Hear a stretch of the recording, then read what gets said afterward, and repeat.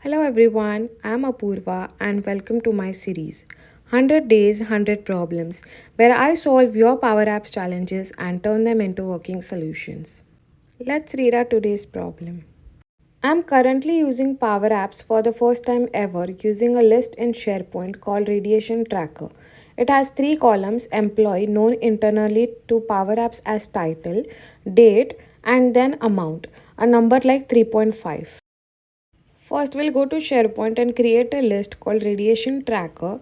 Then we'll add the exact three columns. First one is title, which is by default present in the SharePoint list. So we'll just rename it to employee. Then second, we'll add a date column. And then lastly, we'll add a amount column. Then I'm going to add some data so we have something to show in the Power Apps once we connect this list. Every time myself or a coworker travels to a site and gets a radiation dose from an experiment, I want to log the dose. I have a basic system working already that has browse screen 1 showing a list of unique employee names in a gallery. Now first let's start by connecting our SharePoint list to our Power Apps. Then I'm going to create a collection so I can load my SharePoint list in that collection.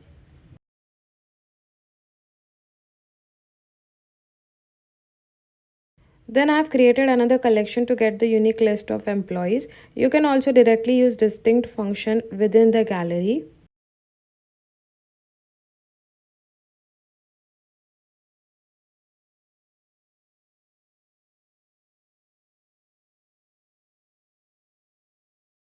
When you click on one of the names, it takes you to detail screen 1.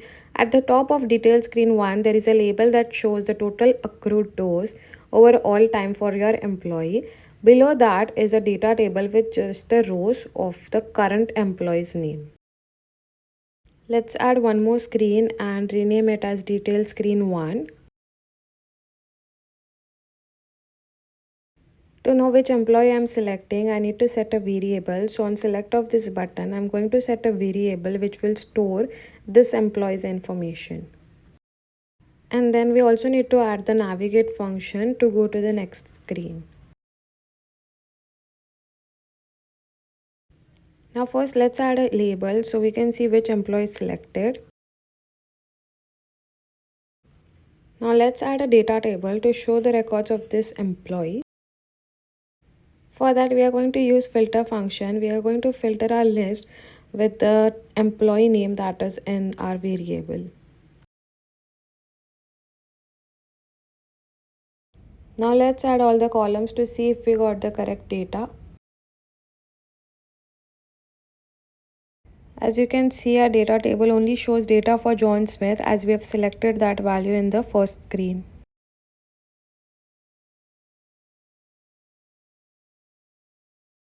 Now for the problem that I'm trying to solve, I want to have a second data table on the screen that has two columns that computes totals by year.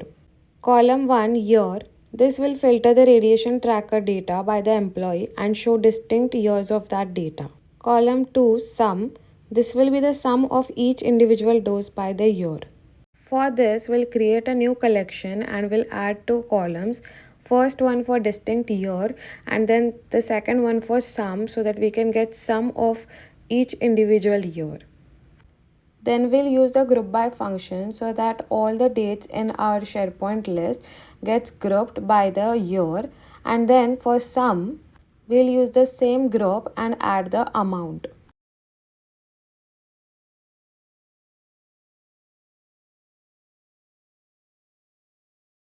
Now let's add a second data table to see whether our formula worked.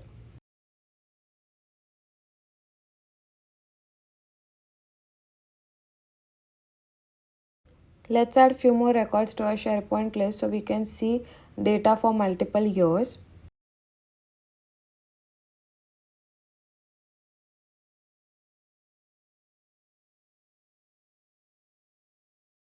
Now with the formula working, we can see the sum of each individual year. Now finally, I'm just going to clean the app a bit and let's see its final look.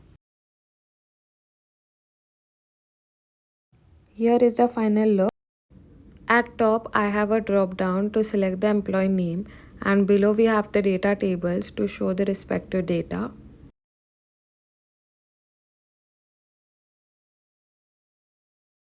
Then I've also added a log dose button which navigates us to the log dose form, and we can add new records right from here.